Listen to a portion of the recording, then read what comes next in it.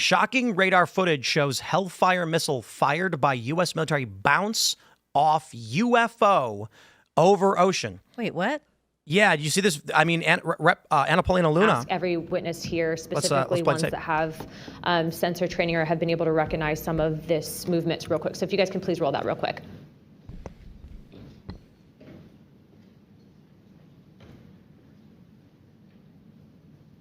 So for those that are just listening, they're playing a video that appears to show a UFO.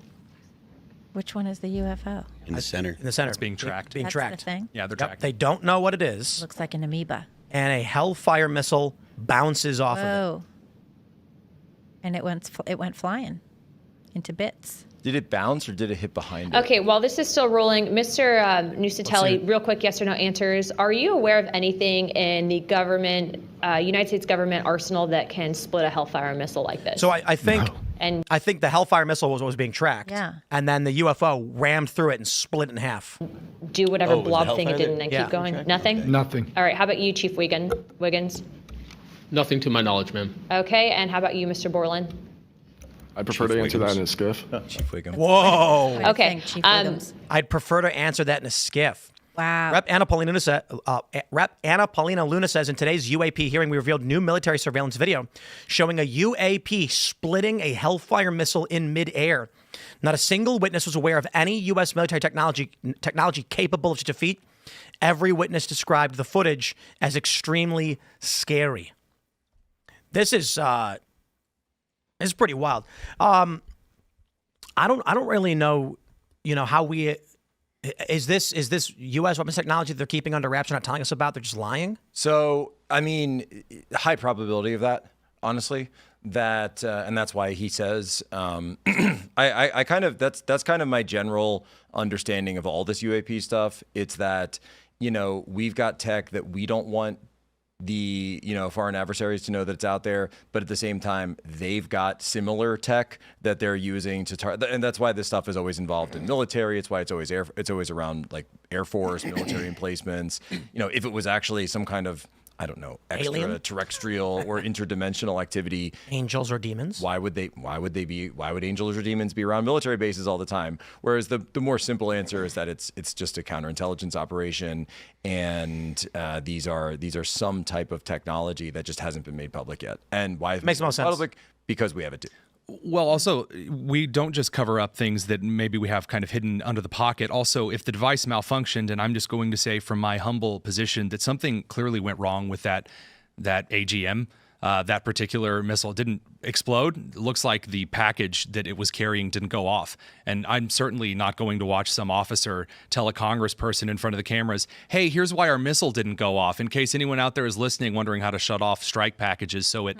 I mean, if something hits at a high velocity, it's still going to fracture and cause damage, but the explosive package in the missile not going off, I don't want other people knowing that our missiles ever malfunction ever. They always work forever. No more questions. I agree with you on that. The warhead on a Hellfire missile it's small. You're talking like football size. I mean, they're not. This isn't a cruise missile. This isn't a this isn't like an anti air-to-air missile or something like that. They're typically they're much small. Now they're powerful and they are fiery, and that is kind of the point. It's supposed to melt through. I hear a lot of Hellfire? excuses, trying real hard. Do you think I'm just going to say it's alien, UFO? just You think aliens. it's aliens? This proves aliens exist.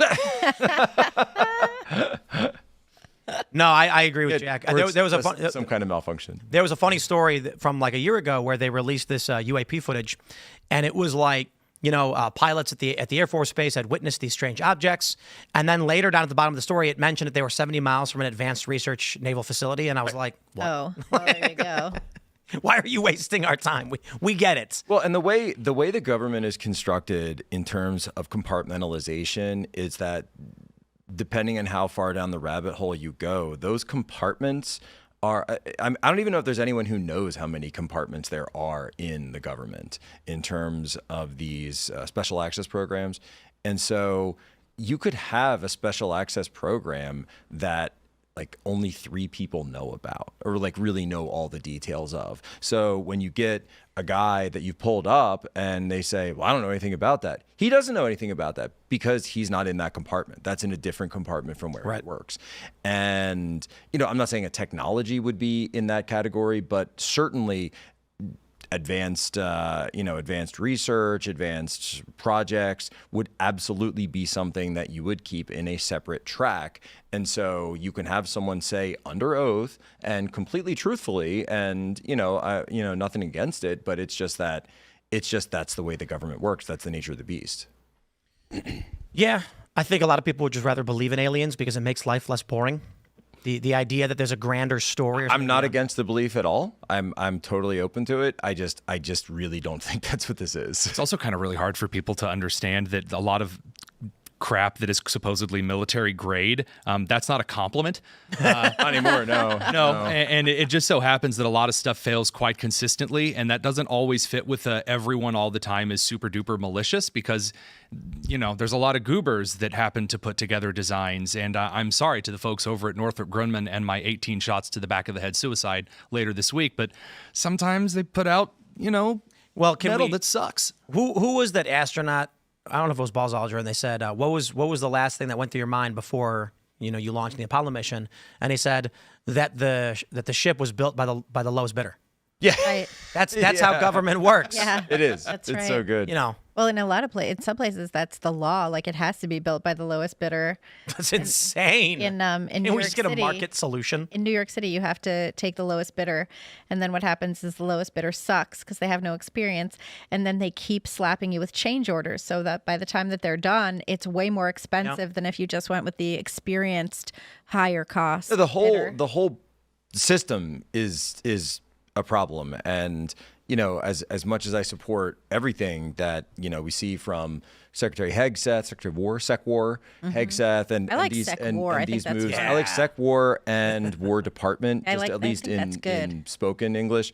But at the same time, I mean, this stuff is in many cases it's so deep and it's so incestuous and it's so bureaucratic because we fought the Soviet Union for so long. We became like a gay version of the Soviet Union, and where we just have bureaucracy on top of bureaucracy on top of bureaucracy for its own sake, not just in the military. It's just an obvious example of it where the purpose of why we do these things is almost completely disconnected from the actual mission and actions being taken. Looks like we have some, I don't know how open source intel, I don't know how trustworthy this is, if anyone has any ideas, but they're saying that Warsaw Chopin Airport in Poland has been closed due to unplanned military activity, with another update from Knight OSINT.